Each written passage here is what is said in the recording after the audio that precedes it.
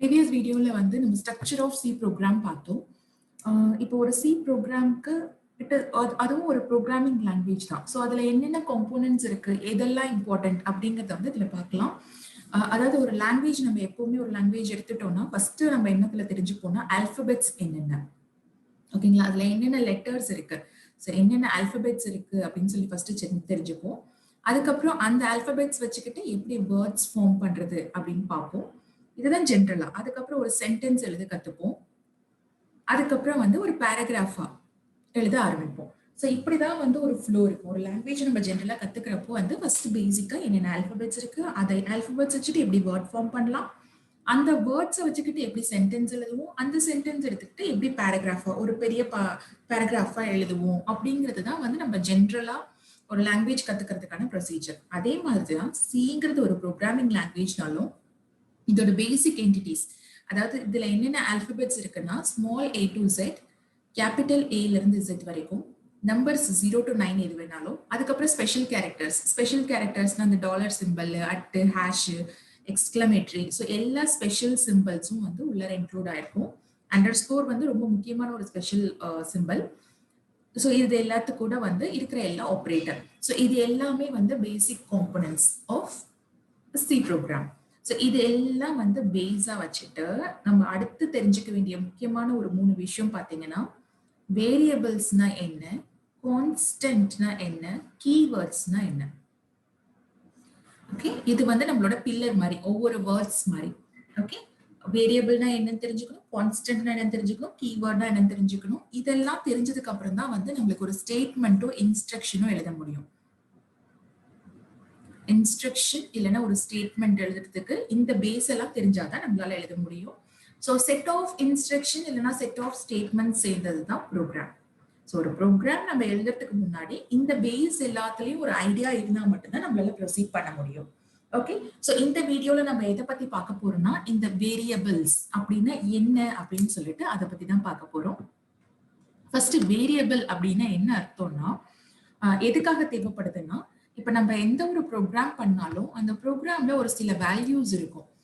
இப்ப addition of 2 numbers அப்படின்னா 2 number நம்ம ஆட் பண்ண போறோம்னா அந்த 2 நம்பரையும் எங்கேயாவது ஸ்டோர் பண்ணணும். அதே மாதிரி அதோட ரிசல்ட்டையும் நம்ம எங்கேயாவது வைக்கணும். ஸோ அந்த மாதிரி எதையாவது ஸ்டோர் பண்றதுக்கு நம்ம யூசரா கொடுக்குற ஒரு நேம் தான் வந்து வேரியபிள். இப்ப நம்ம வந்து 2 நம்பர் ஆட் பண்றதுக்கு ஒரு 2 நம்பர் 20, 10 இது ரெண்டையும் நம்ம ஆட் பண்ணோம்னா 20 ஒரு வேரியபிள்லையும் 10 ஒரு வேரியபிள்லையும் ஸ்டோர் பண்ணிட்டு அதுக்கப்புறம் வந்து c is equal to a plus b போட்டோம்னா இந்த a ஓட வேல்யூ b ஓட வேல்யூ ரெண்டும் ஆட் ஆகி நமக்கு c-க்கு போயிடும். ஓகே, ஸோ இந்த வேரியபிள்ஸ் இந்த நேம் எல்லாம் பாத்தீங்கன்னா இது யூசர் டிஃபைன் நேம் தான். ஓகே, இது எதுக்காக யூஸ் பண்றோம்னா நம்ம நிறைய பெருசா ஒரு ப்ரோக்ராம் போடுறோம் அப்படின்னா ஒரு ஸ்டூடெண்டோட டேட்டாபேஸ் எல்லாம் கேட்கறாங்க அப்படின்னா அந்த ஸ்டூடெண்ட்டுக்கான நேம் இருக்கும், ரெஜிஸ்டர் நம்பர் இருக்கும், அவங்க என்ன சப்ஜெக்ட்ஸ் எடுத்திருக்காங்கன்னு இருக்கும். ஸோ அவங்களோட நிறைய எந்த அட்ரஸ்ல இருக்காங்க, அவங்க மொபைல் நம்பர் என்ன, ஸோ நிறைய டீடைல்ஸ் தேவைப்படும். அந்த டீடைல்ஸ் எல்லாம் எங்க கொண்டு போய் மெமரியில ஸ்டோர் பண்ண போறோம், எப்படி நம்ம அதை திருப்பி எடுக்க போறோம். ஸோ ஏதாவது ஒரு பேர் இருந்தாதான் அந்த பேரை வச்சு அந்த வேல்யூவை நம்மளால கால் பண்ண முடியும். இப்போ ஒரு ஸ்டூடெண்டோட நேம் வேணும்னா நேம்னு கேட்டாதான் அந்த ஸ்டூடெண்டோட நேம் என்னன்னு சொல்லுவாங்க. ஸோ அந்த வேல்யூ அந்த அந்த எலிமெண்ட்டுக்கு பேரு தான் வேரியபிள். ஸோ மெமரியில நம்ம ஆல்ரெடி ஸ்டோர் பண்ண போறோம், ஆனா எதை வச்சு நம்ம அதை கால் பண்ண போறோம் அப்படிங்கிறது தான் நம்மளுக்கு வேரியபிள்ஸ் அப்படின்னு சொல்லுவாங்க. ஸோ சில எவ்வளவு வேரியபிள்ஸ் வேணாலும் யூஸ் பண்ணிக்கலாம். ஆனா ஒரு வேரியபிள் யூஸ் பண்றதுக்கு முன்னாடி நம்ம ஃபர்ஸ்ட் டிக்ளேர் பண்ணணும். ஸோ வேரியபிள்னா என்னன்னு தெரிஞ்சிருச்சு இல்லைங்களா, அது ஒரு நேம், ஒரு வேல்யூ ஸ்டோர் பண்றதுக்காக நம்ம வைக்கிறோம். ஸோ எப்பவுமே வந்து வேரியபிள்ஸ் வந்து it is to store something, எதையாவது வந்து அதில் ஸ்டோர் பண்ணி வைக்கிறதுக்காக நம்ம வச்சுக்கிறோம். ஓகேங்களா, இப்போ ஒரு வேரியபிளுக்கு கொடுத்தோம்னா இப்போ a is equal to 10 அப்படின்னு கொடுக்குறோம்னா இந்த a வந்து மெமரியில ஏதாவது ஒரு இடத்துல இந்த 10ங்கிற வேல்யூவை சேவ் பண்ணிடும். நம்ம எப்ப a கால் பண்ணாலும் அது வந்து இந்த 10ங்கிற வேல்யூ எடுத்து ரீப்ளேஸ் பண்ணிடுவாங்க. ஓகேங்களா, ஸோ இதுதான் ப்ரொசீஜர். இப்போ நம்ம ப்ரோக்ராம்ல வந்து எங்க வேணாலும் எவ்வளவு வேரியபிள் வேணாலும் யூஸ் பண்ணலாம்னு சொல்லியாச்சு. ஆனா இதுல ரெஸ்ட்ரிக்ஷன் என்னன்னா ஒரு வேரியபிள் நம்ம யூஸ் பண்றதுக்கு முன்னாடி அதை டிக்ளேர் பண்ணிருக்கணும். ஸோ ஃபர்ஸ்ட் ஸ்டெப் வேரியபிளை நம்மளுக்கு தெரிய வேண்டியது டிக்ளரேஷன். டிக்ளரேஷன் அப்படிங்கிறது என்னன்னா நான் இந்த நேம்ல ஒரு வேரியபிள் யூஸ் பண்ண போறேன், அதுக்கு இவ்ளோ மெமரி தேவைப்படும் அப்படிங்கறத கம்பைலருக்கு முன்னாடியே சொல்றதுதான் டிக்ளரேஷன் பார்ட். ஓகேங்களா? சோ இப்போ நம்ம இன்டீஜர் இந்த மாதிரி நம்பர்ஸ் மட்டும் ஸ்டோர் பண்ணோம்னா அதுக்கு கம்மி லொகேஷன் போதும். அதே வந்து நம்மளுக்கு இப்போ கேரக்டர் ஸ்டோர் பண்ணலாம், இல்ல ஒரு ஸ்ட்ரிங், ஒரு வேர்டு, தீபா என் பேரு, அப்ப என் பேரு ஸ்டோர் பண்ணோம்னா தீபா அப்படிங்கிற அந்த வேர்டுக்கு எவ்வளவு மெமரி தேவைப்படுங்கிறத நம்ம ஏற்கனவே டிஃபைன் பண்ணிருக்கணும். ஓகேங்களா? சோ நம்ம கம்பைலருக்கு நான் ப்ரோக்ராம் எழுதுறப்பே சொன்னேன், ஃபங்க்ஷனோட ஃபர்ஸ்ட் பார்ட் வந்து டிக்ளரேஷன் பார்ட்டா இருக்கும். ஸோ இந்த ஃபர்ஸ்ட் பார்ட்ல என்ன பண்ணுவோம்னா நம்மளுக்கு இந்த ப்ரோக்ராம்ல எங்கெங்க என்னென்ன வேரியபிள் யூஸ் பண்ண போறோங்கிறது ஃபுல்லா வந்துடும். ஸோ ஃபர்ஸ்ட் லைன் எக்ஸிக்யூட் பண்ணோடனே இந்த கம்பைலர் என்ன பண்ணுன்னா மெமரியில ஒவ்வொரு பிளாக் ஆஃப் மெமரியும் ஒவ்வொரு வேரியபிளுக்கு அசைன் பண்ணிடுவாங்க. ஓகே, ஸோ இந்த பிளாக் வந்து ஏ எடுத்துக்கும், இந்த பிளாக் பி, இந்த பிளாக் சி, அந்த மாதிரி நம்ம அசைன் பண்ணிடுவோம். ஸோ மெமரியில அசைன் பண்றப்போ அது எவ்வளவு ஸ்பேஸ் அதுக்கு தேவைங்கிறதையும் அது சொல்லிடணும். ஓகே, அப்ப நம்மளோட டிக்ளரேஷன் எப்படி இருக்கும்னா ஃபர்ஸ்ட் டேட்டா டைப், அதாவது எந்த மாதிரியான வேல்யூஸை ஸ்டோர் பண்ண போறோம், இன்டீஜரா, அந்த மாதிரி நம்பரா, இல்ல பாயிண்டட் வேல்யூவா, இல்ல வந்து ஒரு கேரக்டரா, இல்ல வந்து ஏதாவது ஒரு நேம் ஸ்டோர் பண்ண போறோமா. ஸோ இந்த டீடைல்ஸ் எல்லாத்தையும் வந்து இந்த டேட்டா டைப்குள்ள கொடுத்துடணும், எந்த மாதிரியான வேல்யூ அது, அதுக்கப்புறம் அந்த வேரியபிளுக்குன்னு நம்ம கொடுக்குற நேம், செமிகோலன். இப்படிதான் நம்ம வந்து ஒரு வேரியபிளை டிக்ளேர் பண்ணுவோம். எக்ஸாம்பிளுக்கு இன்ட் ஏ இப்படி டிக்ளேர் பண்ணோம்னா ஏங்கிறது இன்டீஜர் டைப். இந்த டேட்டா டைப்ஸ் பத்தி நம்ம பின்னாடி எக்ஸ்பிளைன் பண்றேங்க. இப்போதைக்கு என்ன தெரிஞ்சுக்கலாம்னா இன்டீஜர் அப்படிங்கிறப்ப இந்த மாதிரி நியூமரிக்கல் வேல்யூவை எடுக்கிறதுக்காக தான் இன்டீஜர் டேட்டா டைப் யூஸ் பண்றோம். ஸோ இன்டீஜர் ஏ அப்படின்னா என்ன அர்த்தம்னா மெமரியில 2 bytes ஆஃப் மெமரி வந்து நம்ம ஏக்காக அசைன் பண்ணிடுவோம். இப்ப ஏ இஸ் ஈக்குவல் டு 10 அப்படின்னு கொடுத்தீங்கன்னா இந்த ஏங்கிற ஸ்பேஸ்க்குள்ளார 10ங்கிற வேல்யூ போய் ஸ்டோர் ஆயிடும். ஓகே, சோ இதுதான் டிக்ளரேஷன் பார்ட். டிக்ளரேஷன்னா அது எவ்வளவு ஸ்பேஸ் எடுத்துக்குதுங்கிறத நம்ம மெமரியில சொல்ல போறோம். ஓகே, சோ இந்த ஸ்டேட்மெண்ட் எக்ஸிக்யூட் ஆகுறப்ப என்ன பண்ணணும்னா ரேண்டமா மெமரியில எங்க எம்டி ஸ்பேஸ் இருக்கோ அதுல 2 byte ஆஃப் மெமரியை இந்த ஏங்கிற வேரியபிளுக்கு வந்து அசைன் பண்ணி கொடுத்துரும் கம்பைலர். ஓகே, இதுதான் வந்து டிக்ளரேஷன் பார்ட். டிக்ளரேஷன்ல நம்ம என்ன சொல்ல போறோம்னா எவ்வளவு சைஸ் என்ன நேம்ல ஸ்டோர் ஆக போகுது அது ரெண்டையும் நம்ம மென்ஷன் பண்ணிடுவோம். ஓகே, அடுத்த ஸ்டெப் பாத்தீங்கன்னா இனிஷியலைசேஷன். இனிஷியலைசேஷன் அப்படின்னா என்னன்னா ஒரு வேல்யூவை அந்த வேரியபிளுக்கு கொடுக்கறது. இப்ப நம்ம a is equal to 10ங்கிறத இந்த மாதிரியும் இனிஷியலைஸ் பண்ணலாம். ஃபர்ஸ்ட் லைன்ல டிக்ளேர் பண்ணிட்டேன் int a, அடுத்த லைன்ல a is equal to 10 இப்படியும் கொடுக்கலாம். அப்படி இல்லைன்னா நான் டைரக்டா int a is equal to 10 கொடுக்கலாம். சோ இதே லைன்ல நம்மளால வேல்யூவும் கொடுக்க முடியும். அப்ப இந்த லைன் எக்ஸிக்யூட் ஆகுறப்ப என்ன பண்ணும்னா மெமரியில ஒரு 2 byte ஆஃப் மெமரி லொகேஷன் ஏங்கிற வேரியபிளுக்கு ஸ்டோர் ஆகும். அந்த மெமரிக்குள்ளார 10ங்கிற வேல்யூ போய் சேவ் ஆயிடும். சோ இந்த ரெண்டு ஸ்டேட்மெண்ட்டும் ஒரே லைன்லயே நம்மளால எழுத முடியும். ஓகே, சோ இதுதான் வந்து declaration initialization part. Initialization, declaration. இப்ப இன்னொரு எக்ஸாம்பிள் பாத்தீங்கன்னா நம்மளுக்கு அடிஷன் ஆஃப் 2 நம்பர்ஸ் வரப்போ 2 இன்டீஜர் ஆட் பண்ண போறோம். அப்ப 2 இன்டீஜருக்கு நம்மளுக்கு 2 நேம் கொடுக்க போறோம். ஏங்கிறது ஒரு வேல்யூ, பிங்கிறது ஒரு வேல்யூ. இது ரெண்டையும் நம்ம ஆட் பண்ணி சிங்கிறதுல ஸ்டோர் பண்ண போறோம். அப்போ இப்ப 10, 20 ஆட் பண்ணோம்னா கண்டிப்பா இதோட ரிசல்ட் ஒரு இன்டீஜரா தான் இருக்கும், ஒரு நம்பரா தான் இருக்கும். அப்போ இந்த 3 வேரியபிளுமே இன்டீஜர்ல நம்ம டிக்ளேர் பண்றதுக்கு ஸ்டேட்மெண்ட் ஒரே ஸ்டேட்மெண்ட்ல எழுதிக்கலாம். ஒன்னா int a, int b, int c ன்னு எழுதலாம், எல்லாமே செமிகோலன்ல. அப்படி இல்லைன்னா int a, b, c. ஏன்னா இந்த 3 வேரியபிளுமே வந்து இன்டீஜர் டைப்ல இருக்கிறதுனால நம்ம கமா போட்டு செப்பரேட் பண்ணி ஒரே லைன்ல எழுதிக்கலாம். இப்ப இந்த ஸ்டேட்மெண்ட்டும் int a, b, c semicolon இப்படி எழுதினாலும் இதே ஸ்டேட்மெண்ட் தான். ஓகேங்களா, ஒரே சிங்கிள் லைன்ல எழுதினாலும் பிரச்சனை கிடையாது, இப்படி எழுதினாலும் ஒரே ஸ்டேட்மெண்ட் தான். ஏன்னா இந்த மாதிரி ஸ்பேஸ் வருது இல்லைங்க, இந்த ஒயிட் ஸ்பேஸ்ன்னு சொல்லுவோம், இது எவ்வளவு வேணாலும் கொடுத்துக்கலாம். நம்ம ப்ரோக்ராமிங் பொறுத்த மாதிரி எவ்வளவு ஸ்பேஸ் வேணாலும் நமக்கு புரியுற மாதிரி ஒரு ப்ரோக்ராம் எழுதுறப்ப இந்த மாதிரி ஸ்பேசஸ் நிறைய கொடுக்கலாம், எந்த பிரச்சனையுமே கிடையாது. எவ்வளவு ஸ்பேஸ் கொடுத்தாலும் நமக்கு பிரச்சனையே கிடையாது. அது எக்ஸிக்யூட் ஆகுறப்ப அடுத்தடுத்து அந்த செமிகோலன் வரைக்கும் ஒரே ஸ்டேட்மெண்டா தான் எக்ஸிக்யூட் பண்ணும். இருக்கிற அந்த தேவையில்லாத எம்டி ஸ்பேசஸ் எல்லாத்தையும், அதை ஒயிட் ஸ்பேஸ்னு சொல்லுவோம், எம்டி ஸ்பேசஸ் ஃபுல்லா ஆட்டோமேட்டிக்கா ரிமூவ் பண்ணிடும் கம்பைலர். ஓகேங்களா, சோ நம்மளுக்கு வேரியபிள் பத்தி ஒரு ஐடியா கிடைச்சிருச்சு. சோ வேரியபிள் அப்படிங்கிறது என்னன்னா ஏதாவது ஒரு வேல்யூவை ஸ்டோர் பண்றதுக்காக யூஸ் பண்றோம். ஸோ ஆட்டோமேட்டிக்கா ஒரு வேரியபிள் நம்ம டிக்ளேர் பண்றப்போ மெமரியில அதுக்கு தேவையான சைஸ், எவ்வளோ சைஸ்ல அந்த வேல்யூ தேவைப்படுமோ அவ்வளோ மெமரி லொகேஷன் அதுக்கு அலோகேட் ஆயிடும். ஸோ இதுல பாத்தீங்கன்னா நமக்கு டிக்ளேர் பண்ணணும், ஒவ்வொரு வேரியபிளும் டிக்ளேர் பண்ணிட்டு தான் யூஸ் பண்ணணும் சில. So first line of statement எந்த ஒரு ஃபங்க்ஷன்லயுமே ஃபர்ஸ்ட் லைன் ஆஃப் ஸ்டேட்மெண்ட் வந்து டிக்ளரேஷன் பார்ட் தான். ஸோ டிக்ளரேஷன் எப்படி இருக்குன்னா, ஒரு டேட்டா டைப், ஒரு ஸ்பேஸ் விட்டு என்ன வேரியபிளுக்கு அந்த வேரியபிள் நேம் கொடுக்க போறோம். ஸோ இந்த இடத்துல வந்து டேட்டா டைப்புங்கிறது வந்து எவ்வளவு மெமரி லொகேஷன் தேவைப்படுதுங்கிறது தான் சொல்ல போகுது. வேரியபிள் நேம்ங்கிறது அந்த மெமரி லொகேஷனுக்கு நம்ம அட்ரஸ் பண்ற வேல்யூ. ஸோ இந்த நேம்ல தான் இந்த மெமரி லொகேஷனை நான் கால் பண்ண போறேன் இனிமேல் அப்படின்னு சொல்றது தான் வந்து நம்மளுக்கு வேரியபிள் நேம். அதுவும் இல்லாம இப்ப நம்ம a is equal to 10 கொடுத்தோம்னா இந்த வேல்யூ எப்பவுமே ஸ்டாண்டர்ட் கிடையாதுங்க. ஏன்னா இது வேரியபிள், கான்ஸ்டன்ட் தான் வந்து ஒரு வேல்யூ கொடுத்துட்டோம்னா அது எப்பவுமே ஒரே வேல்யூவா இருக்கும். ஆனா வேரியபிள் பொறுத்த வரைக்கும் வேரி அப்படின்னு என்ன ஆகும்னா மாறிக்கிட்டே இருக்கும். இப்ப a is equal to 10 கொடுத்துட்டு இதே அடுத்த லைன்ல a is equal to 20 கொடுத்து அதுக்கு அடுத்த லைன்ல a is equal to 30 கொடுத்து இந்த a வேல்யூவை பிரிண்ட் பண்ணோம்னா 30 தான் வரும்.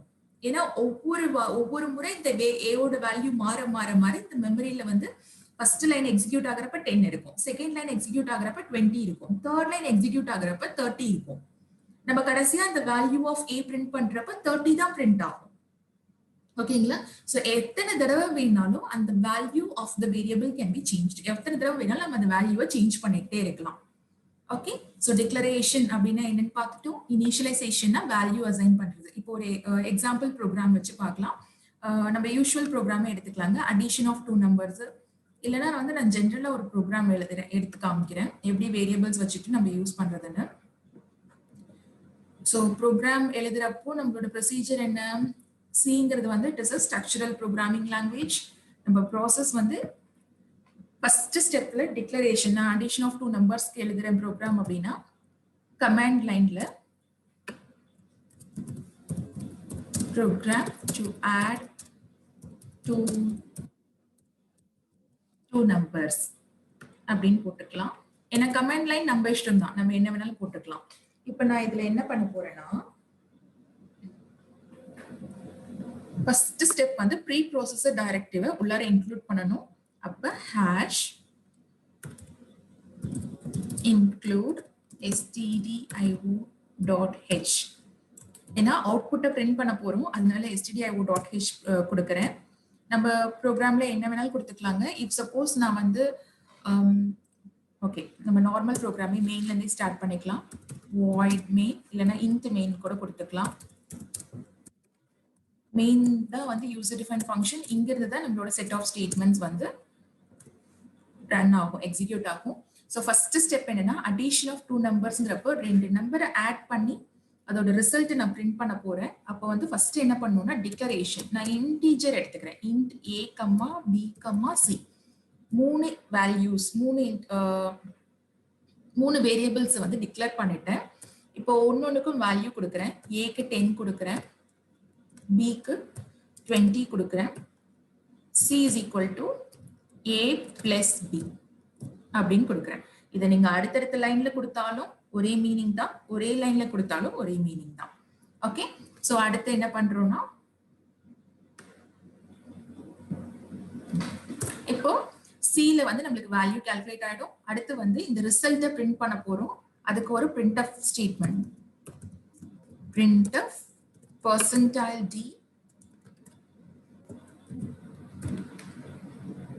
c வேல்யூ அவுட்புட் பிரிண்ட் ஆயிடும். அடுத்து return 0. ஓகே, இது ஒரு ஜெனரலான ரொம்ப பேசிக்கான ஒரு அடிஷன் ப்ரோக்ராம். இங்க என்ன பண்றோம்னா 3 வேரியபிள் a b c ன்னு நம்ம அசைன் பண்றோம், டிக்ளேர் பண்றோம். இது டிக்ளேர் பண்ண உடனே என்ன ஆகும்னா, நம்ம மெமரியில ஏக்கு 2 பைட், பிக்கு 2 பைட், சிக்கு 2 பைட் ஆஃப் மெமரி வந்து அலோகேட் ஆயிடும். அடுத்து a is equal to 10 அப்படிங்கிறப்போ வந்து ஏயோட அந்த மெமரி ஸ்பேஸ்ல 10 போய் ஸ்டோர் ஆயிடும், 10ங்கிற வேல்யூ ஸ்டோர் ஆயிடும். அடுத்து செமிகோலன்னா இந்த ஸ்டேட்மெண்ட் இதோட முடிஞ்சிருச்சு. இந்த செமிகோலன் இருக்கிறதுனால இந்த ஸ்டேட்மெண்ட் இதோட முடிஞ்சிருச்சு. அடுத்து வந்து இது அடுத்த லைன்ல கொடுத்தாலும் சரி, அதே லைன்ல கொடுத்தாலும் சரி, இது வேற ஒரு ஸ்டேட்மெண்டா தான் கன்சிடர் ஆகும். அடுத்து b is equal to 20 அப்படிங்கிறப்போ b யோட மெமரி லொகேஷன்ல 20 ஸ்டோர் ஆயிடும். அதுக்கப்புறம் இந்த ஸ்டேட்மெண்ட் பாத்தீங்கன்னா c is equal to a plus b. அப்ப a ல என்ன வேல்யூ இருக்கு, b ல என்ன வேல்யூ இருக்கு, இது ரெண்டையும் ஆட் பண்ணி நமக்கு c க்கு போயிடும். ஓகே, அதுக்கு அடுத்த ஸ்டேட்மெண்ட் என்ன, இப்ப c ல நமக்கு தேவையான ரிசல்ட் இருக்கு. இப்ப அடுத்த லைன் பாத்தீங்கன்னா printf. printf வந்து நம்ம ஆல்ரெடி பார்த்துட்டோம். stdio.h ல வந்து ஒரு ஃபங்க்ஷன் printf. இது எதுக்கு யூஸ் பண்றோம்னா அவுட்புட்டை நம்மளோட மானிட்டர்ல டிஸ்ப்ளே பண்றதுக்காக இந்த ஃபங்க்ஷன் யூஸ் பண்றோம். ஓகே, சோ இங்க பாத்தீங்கன்னா %d அப்படிங்கிறது என்ன அர்த்தம்னா நம்ம பிரிண்ட் பண்ண போறது ஒரு இன்டீஜர் வேல்யூ அப்படின்னு சொல்லி டிக்ளேர் பண்றதுக்காக தான் இந்த %d வச்சிருக்கோம். ஓகே, சோ %d என்ன வேல்யூவை வந்து நம்ம பிரிண்ட் பண்ண போறோம், c ஓட வேல்யூவை பிரிண்ட் பண்ண போறோம். ஓகே, இங்க நம்ம மெயினோட ஃபங்க்ஷனை இன்டீஜர் டிக்ளேர் பண்ணதுனால நம்ம இங்க 0வை ரிட்டர்ன் பண்ண போறோம், அவ்வளவுதான். ஓகே, அதே இங்க நம்ம void main கொடுத்திருந்தோம்னா இந்த ரிட்டர்ன் ஸ்டேட்மெண்ட் தேவைப்படாது. ஓகே, சோ இது வந்து addition of two numbers. இங்க பாத்தீங்கன்னா வேரியபிள்ஸ் வந்து நம்மளுக்கு a b c எல்லாமே டிக்ளேர் பண்ணிருக்கோம்.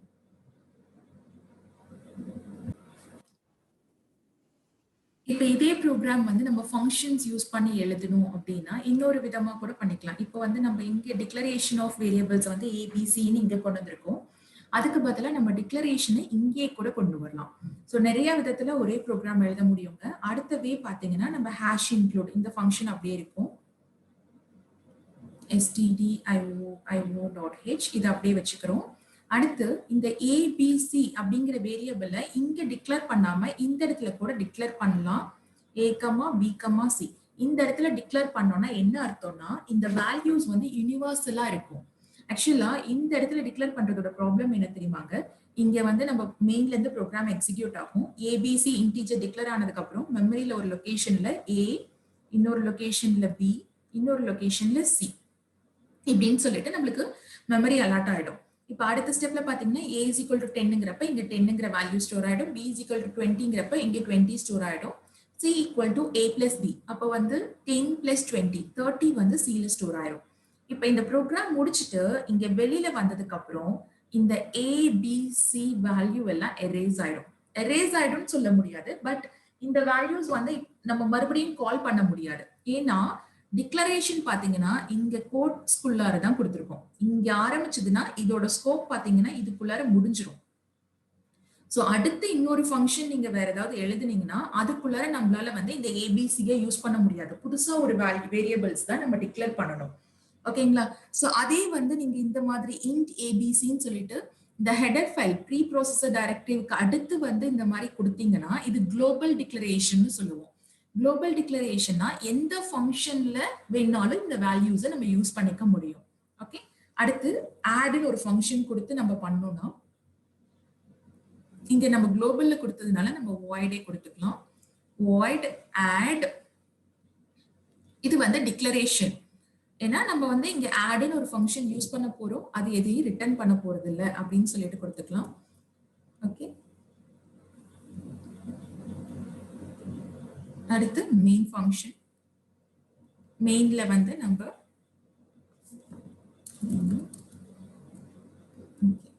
மெயின்ல வந்து நம்ம a is equal to 10, b is equal to 20 values மட்டும் அசைன் பண்ணிட்டு இங்க ஆட்ங்கிற ஃபங்க்ஷனை கால் பண்றோம்.